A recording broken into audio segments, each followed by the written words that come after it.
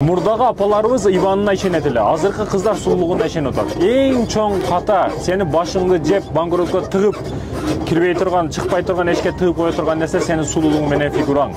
Бүгүн 18десиң, 20дасың, 25десиң кыздарыбыз бүгүн ушу эртеме септеме фигурасына алданып калган да. Эркектер алданбай атат. Эркектер сени пайдаланып атат. Сен ойлобо, мен алдап атамын деп. Фигураңа эч качан ишенме, ал узакка барбайт. Эртерөгөндөн кийин жоголот фигураңдагы. Сулуулугуңа ишенбе. Ошондуктан айтарым, урматтуу эже карындашым, бүгүн жаштык учурда өзүңдү ойлоп, келечегиңди ойлоп, туура турмушуңду тактурап, адалынан кылып сактап кылып албасаң, мансапка эч качан таянба. Бүгүн акча маселеси. Ойногон учурда баягы иманың дагы ойноп калбасына эле кошулуп.